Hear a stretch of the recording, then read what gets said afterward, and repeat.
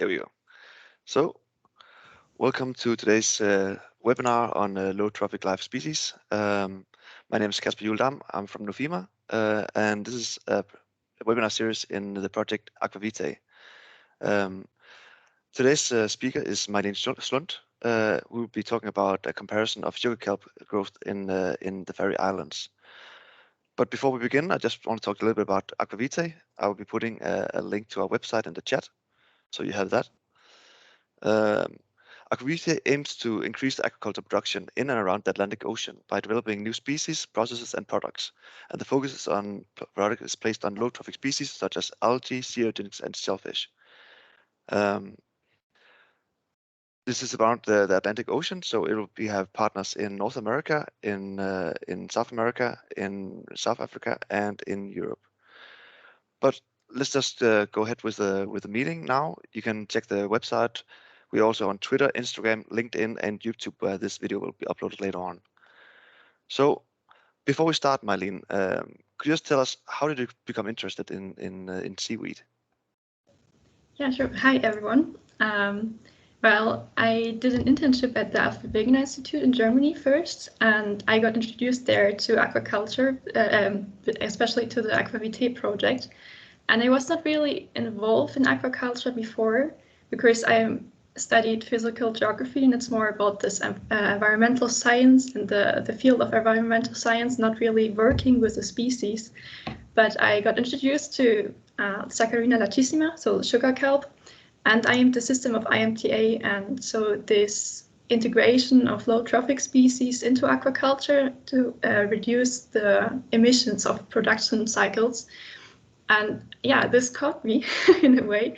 And yeah, I was happy to do the thesis, and that AquaVitae supported this research. Thank you very much. So please begin your presentation when you're ready. Yeah, sure.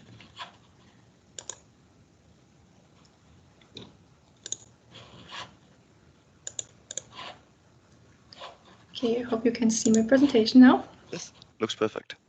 All right. So yeah, the thesis was obviously about the comparison of the growth of Saccharina latissima at the cultivated natural area and an aquaculture site in Sovågsfjordur in the Faroe Islands. And yeah, so it was about one integrated multi-trophic aquaculture, so to say, IMTA site and the reference site. And yeah, the thesis was, as I already said, funded by AquaVitae, and I was able to do a students exchange to the Faroe Islands to see the sites and learn about everything. And this 4 weeks exchange was aiming to visit Fiskaaling, this research institute there, and to work with on my bachelor thesis and do the research, perform field work. As you can see here, some instruments and work we did.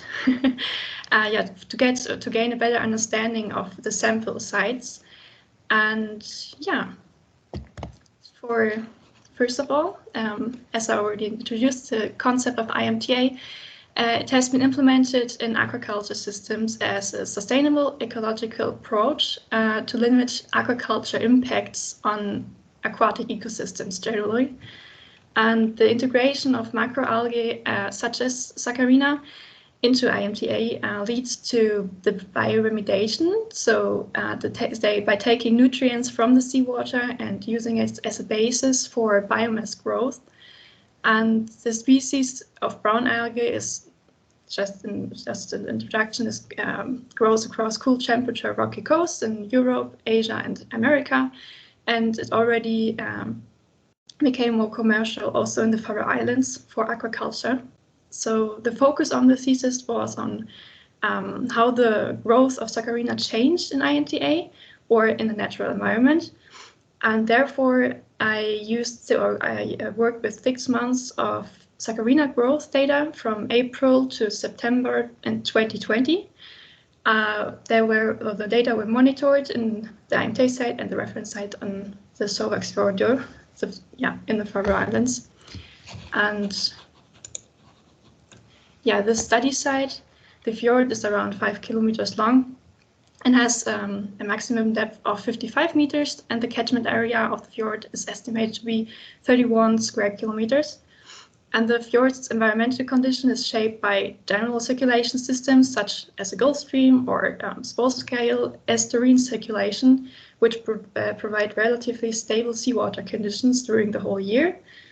And the fjord ecosystem is largely dominated here, especially by natural factors, and the only anthropogenic influence in the fjord systems originate from 2 villages and the company Hidden Fjord, which conduct the fish farm activities there and where we got the data from as well. And in comparison, so here you can see the IMTA site and the reference site. And the IMTA site was the site with the monitored fish catch, or the Atlantic salmon in the net cages, and it was owned by the company Hidden Fjord. So one rope with a seaweed species was deployed in the cage in April 2020, and the IMTA site was then used for comparison, and it was without any fish production. And the 2 sites are around 800 meters apart in the same fjord. But looking at environmental properties, they form the basis for the growth and development of seaweeds in general.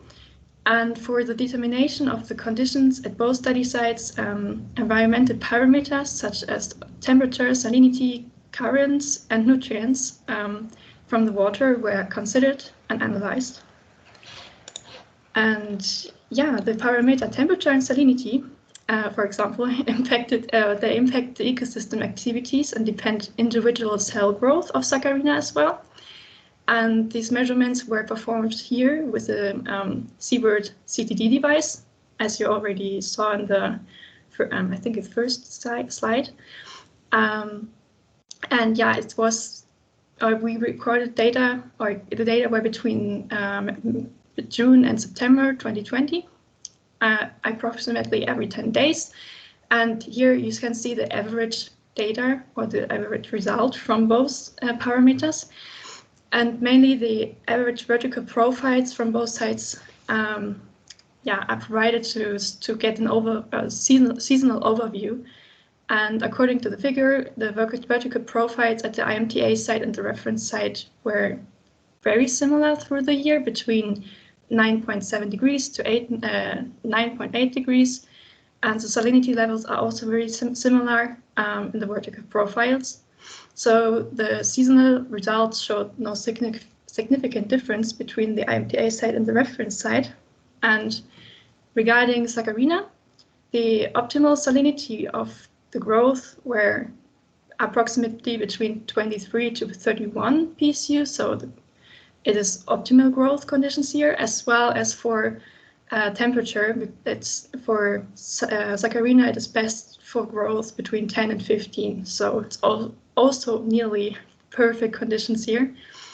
But other studies describe the conditions at the Faroe Islands also as constant and showed really similar conditions over years.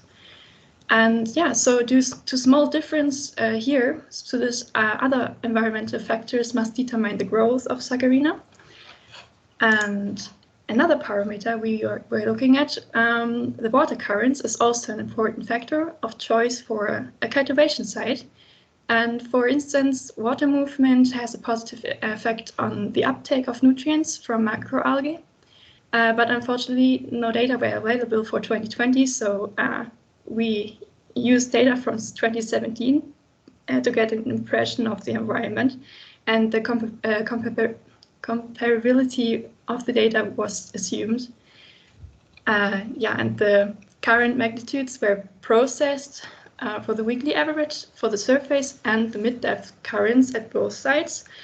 And here is a general significantly stronger average currents recognizable at the IMTA site, as you can see here. The general fluctuations in the fjord were generated by the impact of tidal changes, which can cause mixing of the water and distribution of nutrients. And this creates a really rich environment in the fjord. And seaweeds can withstand speeds up to 1.5 meters per second. So the currents, or the growth of Saccharina is not negatively influenced by this currents measure, or by the currents from 2017.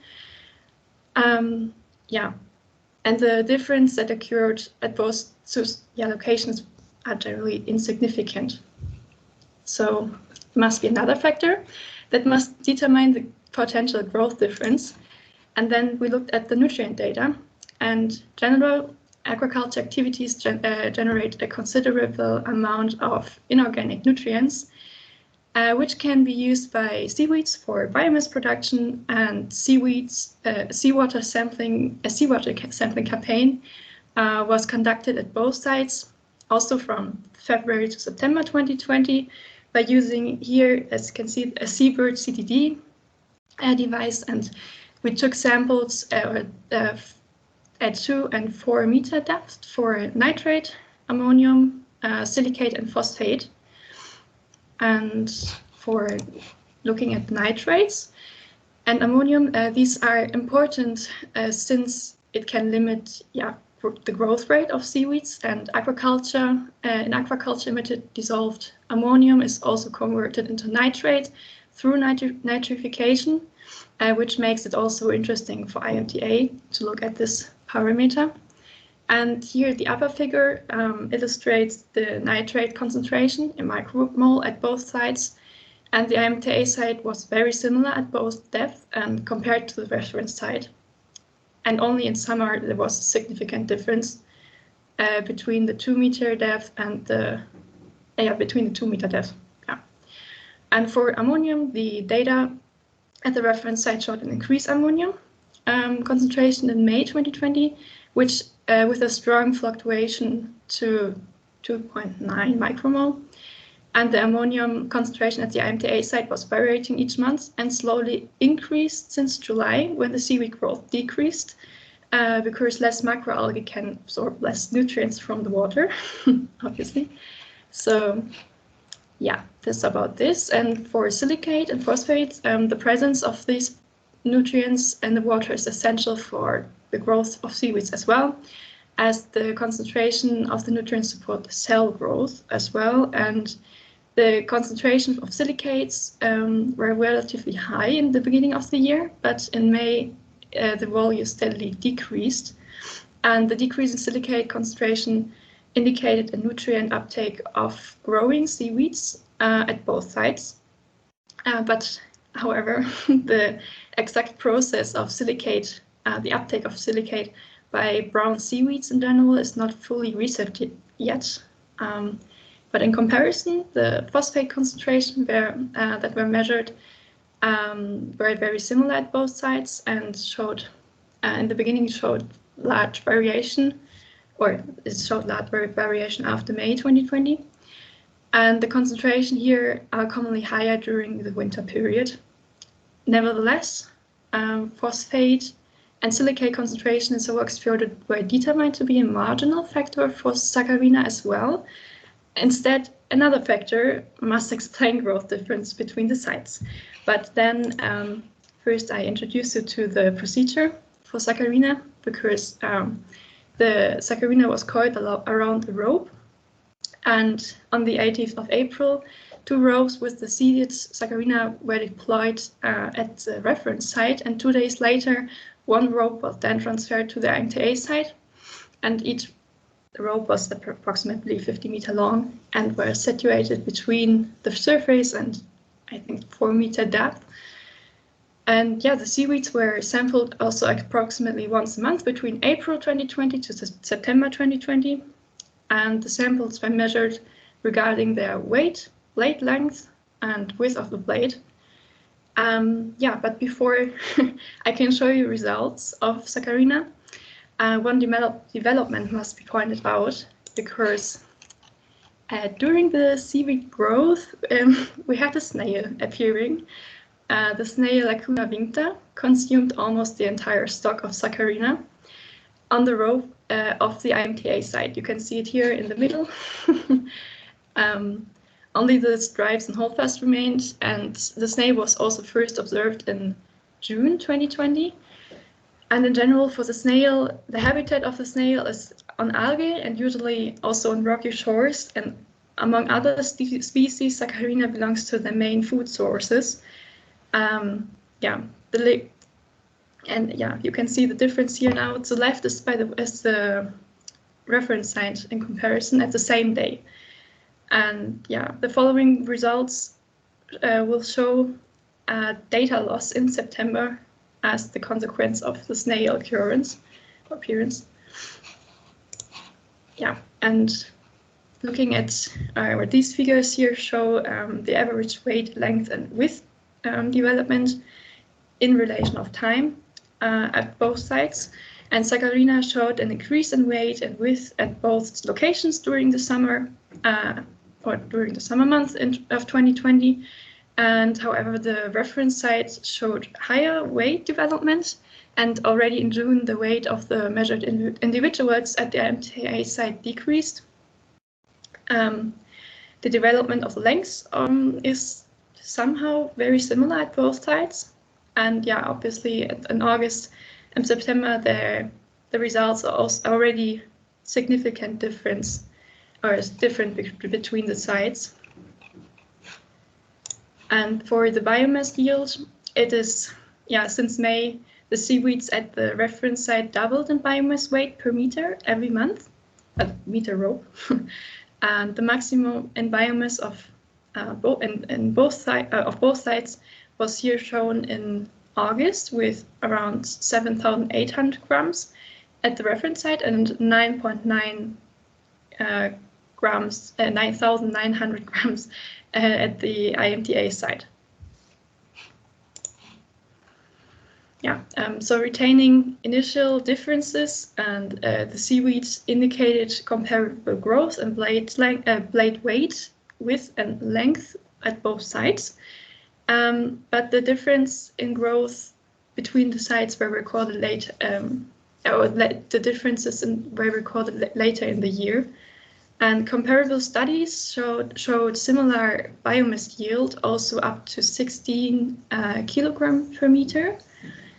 And besides the previous discussed parameters, the appearance of the snail Lacuna vincta caused a really striking difference.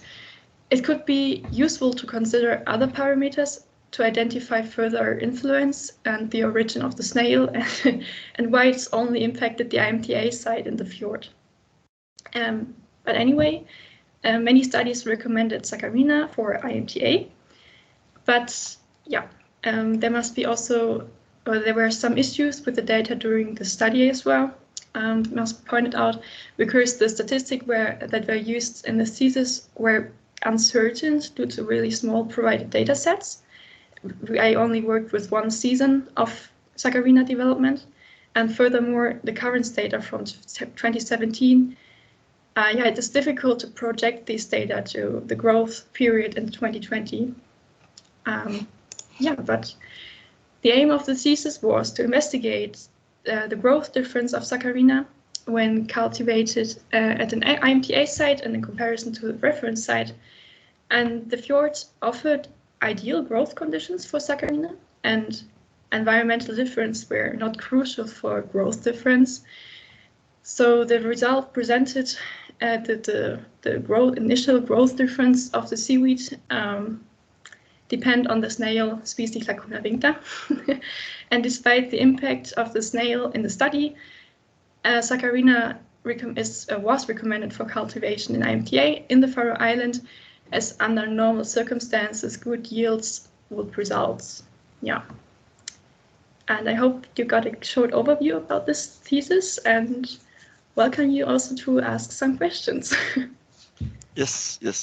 But before we begin with the Q&A session, could you just point out the three main findings in your thesis? First I would say,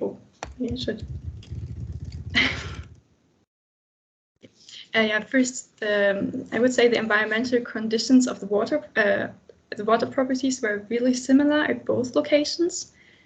Second, the nutrient distribution through tidal changes or influence of the macro-scale circulation systems from they form almost unlimiting conditions and location for the growth of Saccharina in the fjord. And third, the occurrence of the snail, Lacuna vincta, obviously. This was really not expected, but interesting to see how it mainly influenced the whole growth of Saccharina. Very interesting. If anybody has a question now, feel free to raise your hand or write a question in the chat.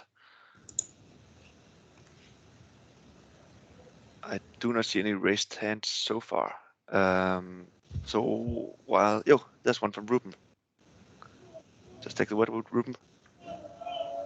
Sorry. We can't hear you, Ruben. Oh, can you hear me now? Yeah, now we can hear you.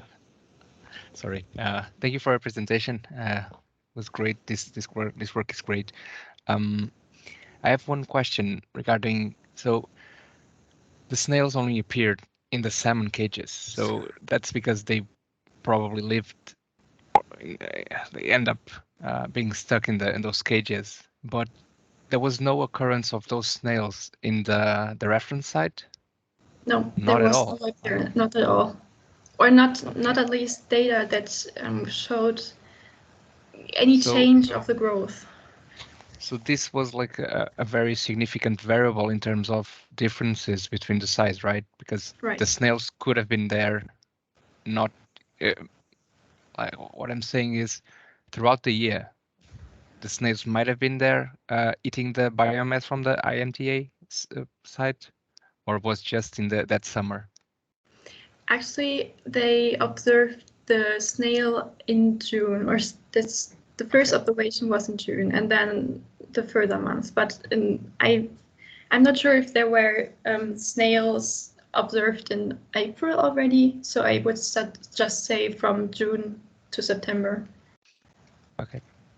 Yeah, I've just asked this regarding the snails because I was expecting that the IMTA site, the production of seaweed would be a little bit higher because there's more nutrients available for the algae to thrive. But yeah.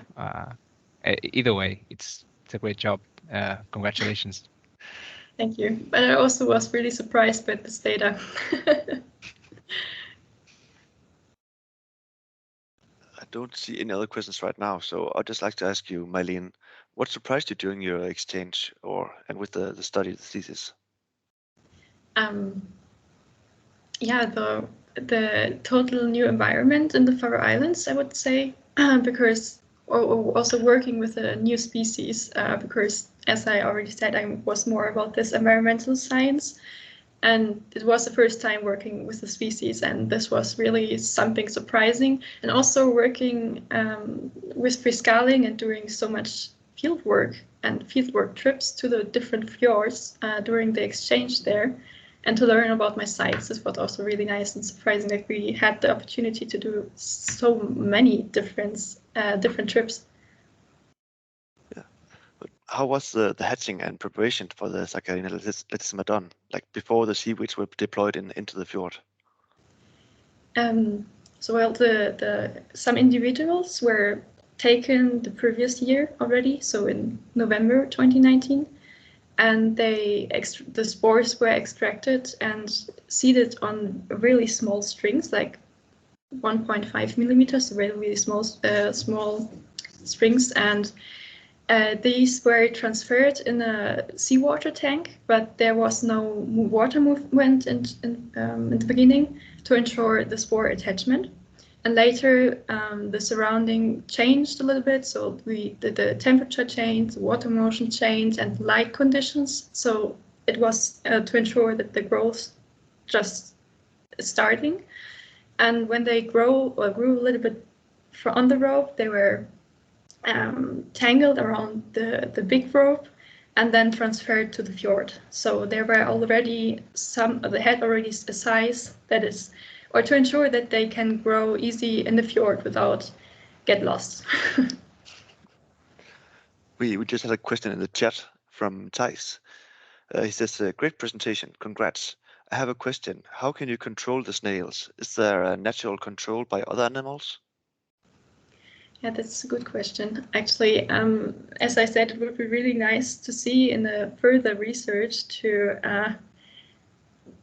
gain better understanding of the snail, because I was not focusing on the snail, more about the growth in general and the surrounding conditions. So this would be something for further research, I would say, to include also why the snail only appears at one side.